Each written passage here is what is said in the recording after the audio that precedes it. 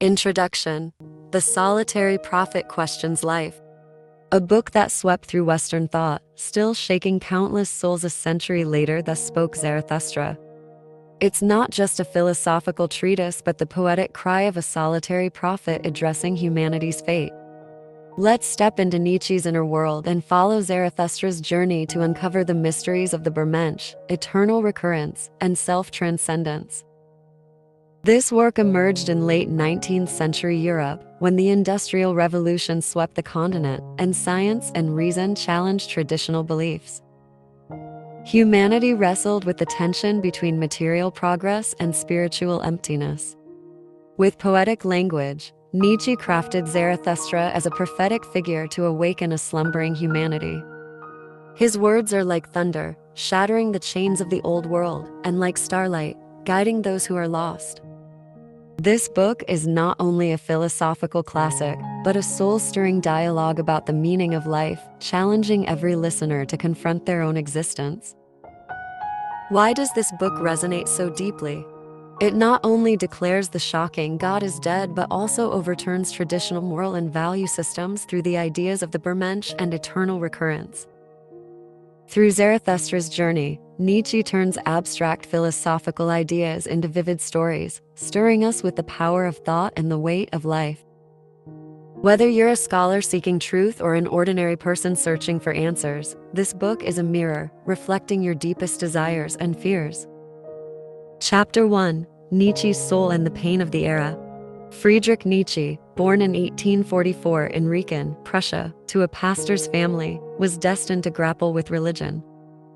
His father, a devout Lutheran pastor, died when Nietzsche was 5, leaving him under the strict care of his mother and sister.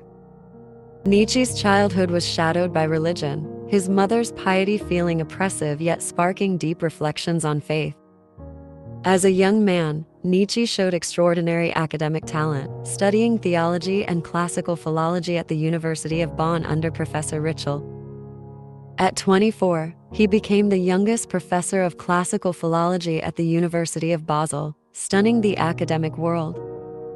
Yet migraines, stomach ailments, and mental crises haunted him, culminating in a mental collapse in 1889 that ended his creative career, leaving him to live out his days in madness.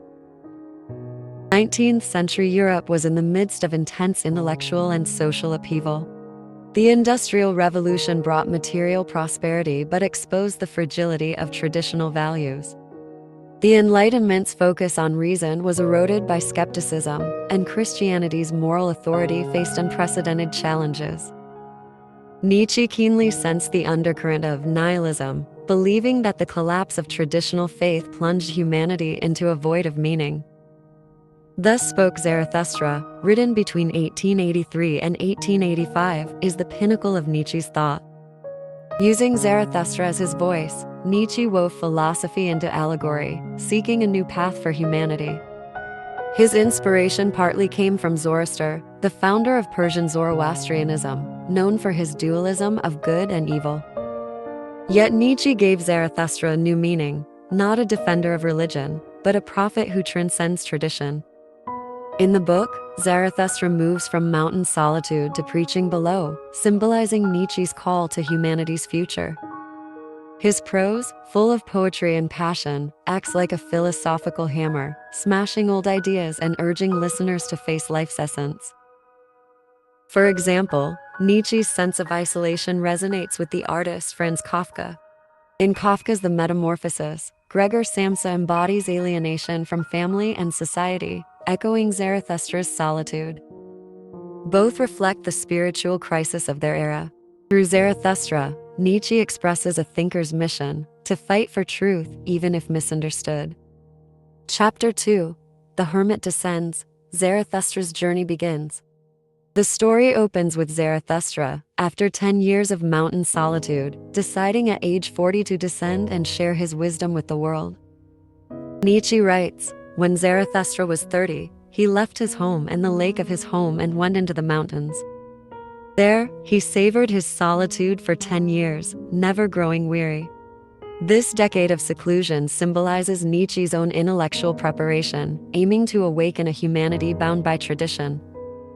Upon descending, Zarathustra meets an old hermit who urges him to stay in the mountains, claiming humanity has been forsaken by God. Zarathustra firmly replies, "I love mankind." This exchange reveals his mission, not to escape the world, but to face humanity's suffering and hope. His journey begins, weaving through markets, villages, and wilderness, preaching philosophy to diverse crowds. Each sermon is a bold adventure of thought, brimming with passion, yet steeped in solitude. In the marketplace, Zarathustra introduces the idea of the Übermensch, only to be mocked as a madman. This scene recalls the ancient Greek philosopher Socrates, who was sentenced to death for challenging Athenian norms. Socrates' persistence mirrors Zarathustra's solitary mission. Nietzsche uses this to highlight the eternal divide between a thinker and the masses. Truth often emerges amid ridicule and misunderstanding. The German poet Heinrich Heine's experience parallels Zarathustra's plight. Heine, with his sharp critiques of religion and society, was rejected by Germany and exiled to Paris. His poetry, full of longing for freedom, carries a sigh of solitude. Zarathustra's journey is much the same. Each sermon is a dialogue with the world and a struggle with himself. His travels are not a linear tale, but rich with symbols and metaphors. His wanderings through mountains, forests, and villages symbolize the exploration of the human spirit. The characters he meets, from marketplace fools to silent hermits, represent different states of thought. Through these encounters, Nietzsche portrays Zarathustra's persistence and struggles, hinting at humanity's challenges in seeking meaning. Chapter 3. The Übermensch, the call to transcend. The Übermensch, or superhuman, is the core concept of thus Spoke Zarathustra. Nietzsche writes, "Man is a rope, tied between animal and Übermensch, a rope over an abyss." The Übermensch is not a sci-fi superhero, but one who transcends traditional morality to create their own values. Nietzsche saw Christianity's slave morality emphasizing humility, obedience, and afterlife rewards as stifling human creativity. The Übermensch rebels against this, embodying the courage to define one's own meaning in life. Zarathustra uses the three metamorphoses to illustrate the path to the Übermensch: the camel, the lion, and the child. The camel bears the burden of tradition, enduring societal rules. The lion rebels, destroying old moral frameworks. The child represents pure creativity, redefining values free from constraints. This metaphor outlines the process of self-transcendence, acceptance, rebellion, creation. Martin Luther, the 16th century reformer, exemplifies some Übermensch traits. Initially a devout camel following Catholic doctrine, he became a lion, challenging papal authority, and as a child, founded Protestantism, redefining faith. Though Nietzsche's Übermensch transcends religion, Luther's courage echoes its spirit. In modern times, Elon Musk's entrepreneurial journey reflects the Übermensch in practice. Satisfied with conventional automotive and energy industries, he founded Tesla and SpaceX, pushing technological and commercial boundaries. His Starship project, aiming for Mars colonization, is not just a technological leap, but a redefinition of humanity's destiny. Zarathustra's call to the Übermensch inspires us to break self-imposed limits and embrace life's infinite possibilities. The Übermensch is not unattainable. Everyone can undergo the camel-lion-child transformation.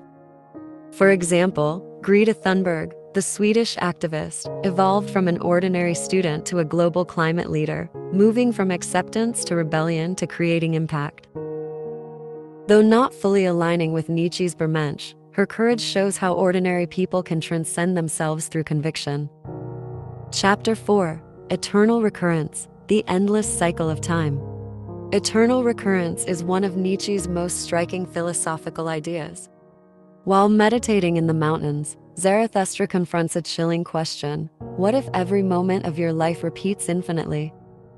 Nietzsche writes, "This life as you now live it and have lived it, you will have to live once more and innumerable times more. Every pain, joy, thought, and sigh will return in the same sequence." This is not a scientific hypothesis, but a test of one's attitude toward life. It demands embracing life with utmost affirmation, accepting all its pains and joys, even the smallest moments. Zarathustra grapples with eternal recurrence, wrestling with the demon of this idea, feeling the weight of time's endless loop. His pain stems from the fear of reliving suffering and failure forever. Yet he ultimately embraces this fate, seeing it as life's ultimate challenge. This shift reflects Nietzsche's view: true courage lies in facing impermanence and still loving life. French philosopher Albert Camus explores a similar idea in the myth of Sisyphus. Sisyphus, condemned to push a boulder uphill only for it to roll down eternally, must, as Camus writes, be imagined as happy. By acting in the face of absurdity, individuals create meaning. Sisyphus' persistence echoes Zarathustra's embrace of recurrence, emphasizing the creation of value in a seemingly meaningless world. Eternal recurrence forces us to examine our choices. If every day repeats, are we willing to take responsibility for our decisions? Artist Vincent van Gogh, creating masterpieces like Starry Night and Sunflowers amid poverty and mental illness, affirmed life's every moment. In a letter to his brother Theo, he wrote, "I pour my heart onto the canvas, even if no one understands." This resonates with eternal recurrence's call to affirm life. In everyday life, eternal recurrence inspires us to rethink our choices. For example, Danish philosopher Søren Kierkegaard, in Fear and Trembling, explores Abraham's choice to sacrifice Isaac, embracing faith despite pain. This courage mirrors the test of eternal recurrence. Would you live for your beliefs if life repeats? Zarathustra's teachings remind us that meaning lies not in escaping pain but in embracing every moment's truth. Eternal recurrence also challenges linear notions of time, suggesting a cyclical view. This recalls Eastern philosophies like Buddhism's cycle of rebirth, which encourages transcending suffering through practice. Though not religious, Nietzsche's recurrence similarly urges an active embrace of life cycles. Japanese author Haruki Murakami's Kafka on the Shore depicts a boy navigating a cyclical fate, confronting fear to find himself, much like Zarathustra. Eternal recurrence is not just a philosophical idea, but a way of life, encouraging us to find new possibilities in repetition. This attitude applies to both individual growth and collective destiny. Nietzsche, through eternal recurrence, calls for humanity to seek breakthroughs in history's cycles. Zarathustra, meditating on time's river, sees civilizations rise and fall, wars repeat, yet humanity persists in believing in creativity. This recalls Michelangelo during the Renaissance, who, facing flawed marble, sculpted David, saying, "I merely freed the soul within the stone." This act of redefining material echoes eternal recurrence, creating new meaning within repetition. Eternal recurrence also inspires us to rethink priorities in daily decisions. For example, Swedish philosopher Anders Sandberg, in studying AI ethics, proposed long-termism, emphasizing choices that serve future generations. This mindset aligns with Zarathustra's call to prioritize values that endure time's test and life cycles. Whether for personal growth or societal progress, eternal recurrence reminds us that every choice shapes an eternal path. Chapter God is Dead, The Abyss of Nihilism. God is Dead is Nietzsche's most famous declaration, proclaimed by Zarathustra in the marketplace. He cries, "God is dead, and we have killed him." This is not a mere rejection of religion, but a profound critique of Western culture's core values. Nietzsche believed Christianity's moral framework had lost its foundation in modern society. The rise of science and reason dismantled traditional faith, plunging humanity into the nihilism crisis void of meaning and direction. Zarathustra's proclamation sparks chaos in the crowd. Some mock him as a madman, others fall silent in fear, unaware of the consequences of lost faith. Nietzsche writes, "How shall we comfort ourselves, the murderers of all murderers? What does this great nothingness mean?" Through this scene, he reveals nihilism's dual nature. Liberation from old morals offers freedom to create new values, but losing direction risks despair and chaos. Russian novelist Fyodor Dostoevsky explored a similar idea in The Brothers Karamazov. The character Ivan claims, if God does not exist, everything is permitted.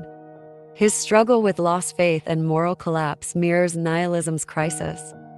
Zarathustra's response is that humanity must become its own God, filling the void with creativity and defining its own values.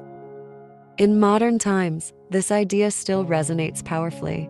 20th century existentialist Jean-Paul Sartre declared, "Man is condemned to be free," stressing individual responsibility for choices. His philosophy echoes Nietzsche's God is dead concept. For example, Sartre joined the French resistance during World War II, defying Nazi oppression and showing how individuals can create meaning in chaos. Zarathustra's proclamation is not just a challenge to religion but a call to each person. When old values collapse, do you dare create your own meaning? Nihilism's crisis extends beyond philosophy to everyday life, where we may face a loss of meaning. For example, Norwegian painter Edvard Munch's The Scream captures modern anxiety and disorientation. The figure on the bridge, set against a blood-red sky, symbolizes the spiritual void after God is dead. Munch wrote in his diary, "I felt nature's scream pierce through me." This emotion echoes Zarathustra's lonely cry, urging us to find direction in the void. Through Zarathustra, Nietzsche offers a path to counter nihilism: create your own value system. He mentions the last God, symbolizing humanity's clinging to absolute truth. Zarathustra urges abandoning this obsession, embracing life's diversity instead. German philosopher Martin Heidegger, in Being and Time, built on Nietzsche's ideas, stressing that individuals define existence through action. His thought encourages finding authenticity in the face of nothingness. Nihilism's challenge also manifests at a societal level. In late 19th century Europe, industrialization and urbanization fostered alienation, breaking traditional community bonds. This alienation was not just personal, but a hallmark of the era's spirit. The industrial wave pushed people from villages to cities, factory noise replacing church bells, fragmenting social ties. Zarathustra, facing an indifferent crowd in the marketplace, felt this alienation. His God is dead crying to awaken people, yet they preferred mundane distractions over facing the void of meaning. This recalls Charles Dickens' Hard Times, depicting industrial Britain's workers as emotionally hollow, like walking corpses. Zarathustra's teachings offer a way out, reshape human connections through new values. Austrian psychologist Viktor Frankl, in Man's Search for Meaning, showed that even in concentration camps, individuals could find purpose. His experience validates Nietzsche's philosophy: in the abyss of nihilism, creativity is the only beacon. Zarathustra's teachings remind us that, facing alienation, individuals must rebuild meaning through creativity. For example, French impressionist Claude Monet, in an industrialized era, painted nature and light in works like Water Lilies, seeking to restore human world connections. His art, radiating love for life, echoes Nietzsche's philosophy. Chapter 6: Zarathustra's Solitude and Return. Zarathustra's journey is steeped in solitude. His teachings are often misunderstood, his passion mocked. Nietzsche writes, "Zarathustra's soul is solitary, like a star far from the crowd's glow." Traveling through markets, villages, and wilderness, he meets diverse figures from mocking townsfolk to silent hermits, yet few grasp his wisdom. This solitude permeates the book, reflecting Nietzsche's own life. While writing the Spoke Zarathustra, Nietzsche was estranged from academia and friends, his migraines and mental struggles deepening his isolation. Yet in solitude, his thought burned brighter. Each of Zarathustra's sermons is a clash with the world and a dialogue with himself. His solitude is not despair, but a thinker's fate. Truth is born in isolation. Chinese poet Hazy's life echoes Zarathustra's loneliness. In the 1980s, Hazy wrote poems like Facing the Sea, with spring blossoms, yearning for an ideal world, yet he was little known in his lifetime. His tragic end mirrors Zarathustra's solitary return. Hazy wrote, "I only wish to face the sea, with spring blossoms." This devotion to ideals aligns with Zarathustra's mission. Zarathustra's journey is not without hope. In solitude, he reflects, re-examining his purpose. In the forest, he speaks with the ugliest man, who hates humanity for rejecting him. Zarathustra tries to ease his pain, but feels his own limitations. This figure symbolizes human self-loathing and resentment. Through this encounter, Nietzsche explores humanity's darker side. Zarathustra's compassion and struggle reveal his human side, making him more than a philosophical symbol of flesh and blood figure. He is not just a prophet of the Übermensch and eternal recurrence, but a mortal feeling powerless before human flaws. In his dialogue with the ugliest man, he tries to soothe hatred with wisdom but discovers language's limits. This recalls Victor Hugo's Jean Valjean in Les Miserables, whose transformation from convict to savior reflects a deep understanding of human good and evil, yet he too felt his limits in redeeming others. Zarathustra's struggle is similar. His compassion makes him human, not a lofty deity. Nietzsche shows Zarathustra as both inspirer and sufferer. Zarathustra's solitude also lies in his longing for higher men who understand him, yet even his followers are trapped by desires and fears. This recalls Russian poet Alexander Pushkin, whose Eugene Onegin sought to awaken Russia, but found himself estranged from his era. Zarathustra's persistence mirrors this fight for ideals and solitude. The higher men, Zarathustra's followers, like the king, magician, and pope, represent power, art, and religion, chasing his teachings but faltering due to their flaws. Nietzsche reveals the complexity of seeking truth. Even noble aspirations are hindered by human weaknesses. Zarathustra's solitude is further evident in his disappointment with the masses. In the marketplace, he faces indifference and ridicule, sighing, "They do not understand me. I am not the mouth for these ears." This frustration recalls English poet John Keats, whose poetry was unappreciated in his lifetime. Keats wrote, "I seem to write for posterity." Like Zarathustra, he sowed seeds for the future in solitude. Ultimately, Zarathustra returns to the mountains, symbolizing a pursuit of intellectual purity. Yet this is not an end, but a new beginning. In solitude, he regains strength to descend again, sharing wisdom. This cyclical narrative reflects eternal recurrence and Nietzsche's complex view of life. Even in solitude, one fights for ideals. Indian poet Rabindranath Tagore, in Gitanjali wrote, "My heart sings in solitude, for it knows its mission." Zarathustra's return is a self-recreation and a hope for humanity. Epilogue, Zarathustra's revelation. Thus Spoke Zarathustra is an epic of courage, creativity, and transcendence. Through Zarathustra's journey, Nietzsche challenges us to examine life's meaning. Dare you become an Übermensch, creating your own values? Can you embrace eternal recurrence and still love life? Do you have the courage to face the void after God is dead and fill it with meaning? This book is not only a philosophical pinnacle, but a literary treasure. Zarathustra's cry echoes across centuries, stirring our souls. His journey reminds us that life's meaning lies not in external answers but in inner creation. Italian director Federico Fellini's 8 portrays a director wrestling with creative crisis, finding inspiration by facing his truth, echoing Zarathustra's call. Zarathustra's teachings remind us that we give life its weight. Polish composer Friedrich Chopin, in exile, poured his pain and longing for freedom into the revolutionary etude, affirming life through art. Zarathustra's every step tells us, even in an indifferent world, live for your beliefs. Whether a scholar seeking truth or an ordinary person searching for direction, Zarathustra's teachings light the path ahead. Follow his steps into life's abyss. No matter how lonely the road, Nietzsche's philosophy reminds us, meaning lies in creation, courage in transcendence. Take the first step, become your own Übermensch, embrace every moment, and create your eternal legacy.